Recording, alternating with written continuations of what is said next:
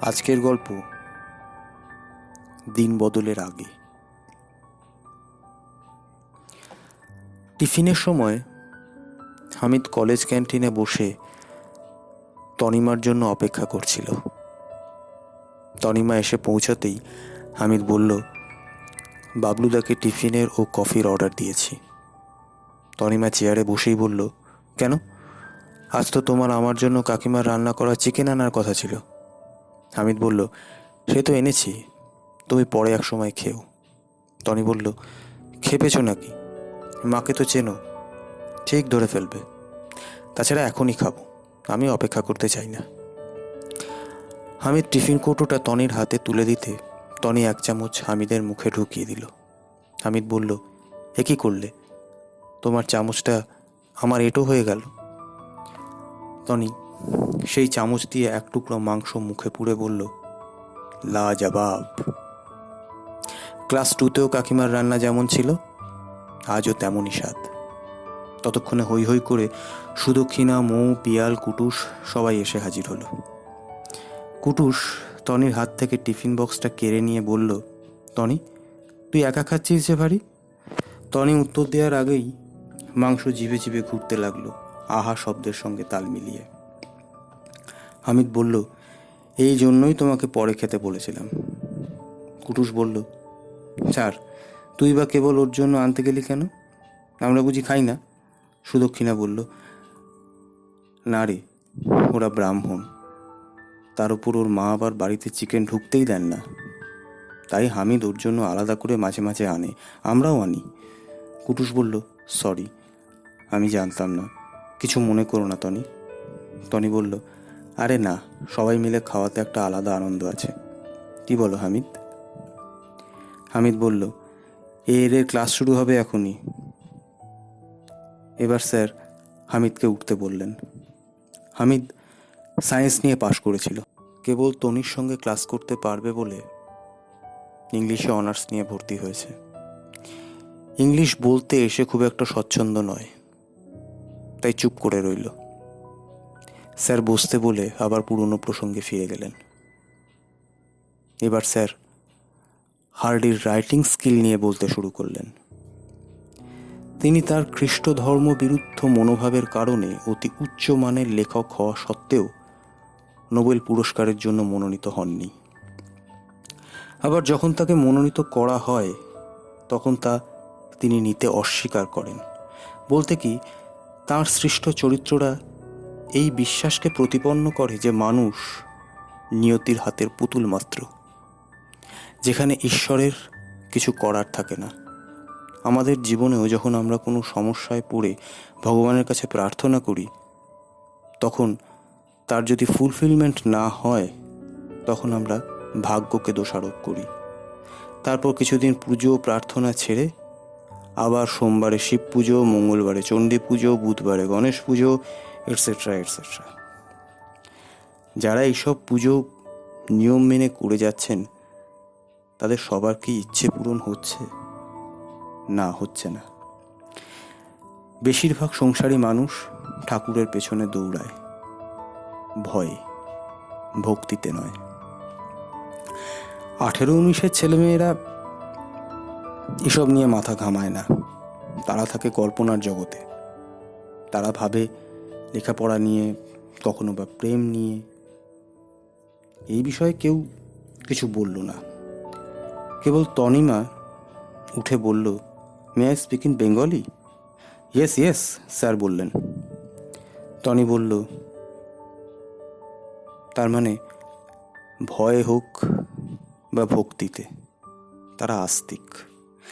আর একটা কথা ভেবে দেখুন, ভগবানের মতন ধৈর্যবান শ্রোতাও তো অভাব। তাছাড়া ঠাকুর কখনো প্রসাদে ভাগ বসান না। আমাদের মনের ইচ্ছে মতো আমরা ভোগ নিবেদন করি, তারপর নিশ্চিন্তে সেগুলো খেয়ে ফেলি। স্যার বললেন, হ্যাঁ, তোমার যুক্তিগুলো অকাঠ্য। ঠিক আছে, আজ এই পর্যন্ত। বেল আগেই পড়ে গিয়েছিল, স্যার বেরিয়ে গেলেন। হামিদ, সুদক্ষিণা আর তনিমা একদিকেই যাবে। আকাশ অন্ধকার করে এসেছে, তারা বাসে করে যাবে। সুদক্ষিণা হাত দেখাতে টনিও এগিয়ে যাচ্ছিল। হামিদ হাত ধরে টনিকে থামিয়ে দিল। টনি মুখ ফিরিয়ে বলল, কি বলছো? হামিদ বলল, কেমন সুন্দর মেঘ করেছে দেখো, চলো গঙ্গার ধারে যাব। টনি বলল, কিন্তু ছাতা নেই আমার কাছে। হামিদ বলল, আমি তাহলে কি? টনি মুখ তুলে হামিদের দিকে তাকিয়ে বলল, তাই না? হামিদ বলল, বিশ্বাস করে দেখো, ঠকবে না। টনি বলল, তবু যদি আমার বাবাকে দেখে ভয় না পেতে? কই, তোমার বাবাকে দেখে আমি অত ভয় পাই না তো। আসলে তোমার বাবা এমন করে আমার দিকে তাকান, আমার নিজেকে কেমন অপরাধী মনে হয়। শোনো হামিদ, ভালোবাসা কোনো অপরাধ নয়। রইল বাকি ধর্মের কথা, তা আমি তো ধর্ম মানিই না। তাছাড়া আমার বাবা বামপন্থী। সাচ্চা বামপন্থী কখনো ধর্ম নিয়ে মাথা ঘামায় না। জোর বৃষ্টি এসে গেল। হামিদ টনিকে নিয়ে একটা বড় শিরীষ গাছের তলায় দাঁড়ালো। দুজনে ঘন হয়ে দাঁড়িয়েছে, এই প্রথম। টনেরই প্রথম বোধ হলো সে কোনো বন্ধু নয়, একজন যুবকের শরীরের সঙ্গে ঘনিষ্ঠভাবে দাঁড়িয়েছে। সম্ভবত হামিদও তাই বোধ করছিল। তাই সে টনির হাতটা আরও জোরে চেপে ধরে বলল, টনি, আমরা এখন যেমনভাবে আছি চিরকাল এমনভাবে থাকতে পারি না। টনি বলল, আমার বাবা আমাকে খুব ভালোবাসে, আশা করি আমার মনের বিরুদ্ধে যাবে না। আর হামিদ টনিকে বলল, আমার দিকে আরেকটু সরে এসে, ভিজে যাচ্ছ যে। টনি হামিদের কাছে সরে এসে দাঁড়ালো। হামিদ হাত দিয়ে টনিকে বুকের কাছে টেনে নিয়ে বলল, ছোট থেকে আমরা এমনভাবে কতবার বৃষ্টি ভিজে বাড়ি গেছি মনে আছে? কিন্তু এখন তো আমরা বড় হয়েছি, তাই না? তাহলে এত কাছে এসেও আমরা এত দূরে কেন? টনি মনে ভাবল, কারণ তুমি ভীতু। মুখে বলল, ধরো আমার বাবার কোনো সাকরেত আমার বাবাকে গিয়ে বলল, তোমার মেয়েকে এই অবস্থায় দেখে এলুম, তাহলে? আশা নিরাশায় পরিণত হতে একদিনও লাগবে না। তাই বলছি খোকন, ধৈর্য ধরো। হামিদ কিছু না বলে টনির দিকে তাকালো। ঘন সবুজ রঙের শাড়িতে টনিকে অপরূপা মনে হচ্ছিল। ভেজা চুল থেকে জল টোপে তার চশমার ওপর, দু গালের ওপর পড়ছিল। ফর্সা দিগল শরীর থেকে, মায়াবী চোখ থেকে ভালোবাসার এক সুগন্ধ হামিদকে ঘিরে ধরছিল। সেই সুগন্ধে মাতোয়ারা হয়ে হামিদ মন্ত্রমুগ্ধের মতো দাঁড়িয়েছিল। ভোট এসে গেছে। টনিরও বাবাকে সাহায্য করার কথা, কিন্তু তার ফাইনাল পরীক্ষা এসে গেছে, তাই তার বাবার কাজে সাহায্য করার অসুবিধা। এর মধ্যে হামিদ কয়েকদিন কলেজে আসেনি। এখনো মোবাইল ফোন হামিদ কিনতে পারেনি। টিউশন করে পড়াশোনার খরচ চালায় সে। তার বাবার বশির আলী দিলপুকুরের হাটে দর্জির দোকান চালান।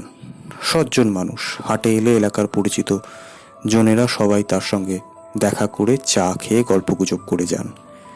কেবল তনিমার বাবা একই স্কুলের ক্লাসমেট হলেও বশিরের সঙ্গে কথা বলেন না। তনিমার বাবা মানব মুখার্জির বিরাট ব্যবসা। তাছাড়া আঞ্চলিক পার্টিতে তিনি বিশেষ মানুষ। তবে ভোটের আগে তিনি অবশ্যই প্রার্থীর সঙ্গে বশিরের বাড়ি যাবেন। হামিদের সঙ্গে মেয়ের বন্ধুত্বের কথা জানেন, তবে গুরুত্ব দেন না। কুটুস মানে কৃষ্ণমোহনকে তিনি টনির জন্য মনে মনে ভেবে রেখেছেন। সেই এসে টনির খবর দেয় তাকে। তবে টনি সুদক্ষিণাকে বলেছে কুটুসকে খেলাতে।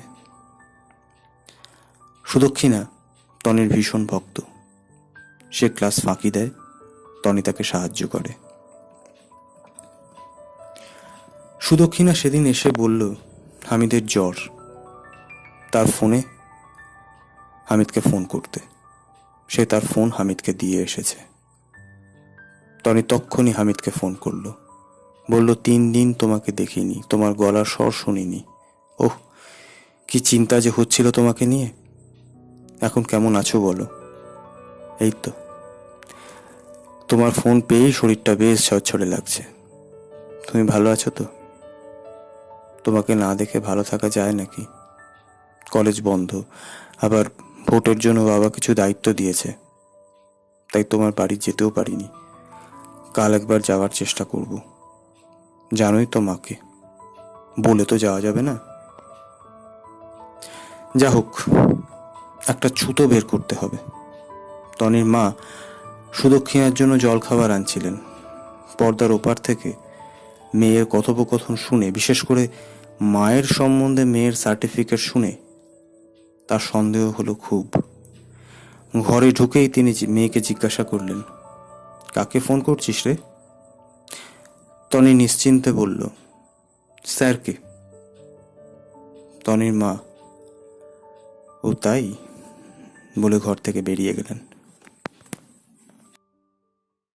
নমস্কার সমস্ত শ্রোতাদেরকে আমাদের চ্যানেল অন্য বাণী শ্রুতি সাহিত্যের তরফ থেকে অসংখ্য ধন্যবাদ আমাদের চলার পথে সাথী হয়ে ওঠার জন্য। আপনাদের সকলের আগ্রহ, সহযোগিতা ও শুভ কামনা ছাড়া আমরা এগোতে পারবো না। তাই আমাদের সাথে ও পাশে সব সময় থাকার অনুরোধ জানালাম। আমরা এই চ্যানেলের মাধ্যমে নতুন স্বাদের মনোগ্রাহী গল্পের উপস্থাপনা করতে অঙ্গীকারবদ্ধ।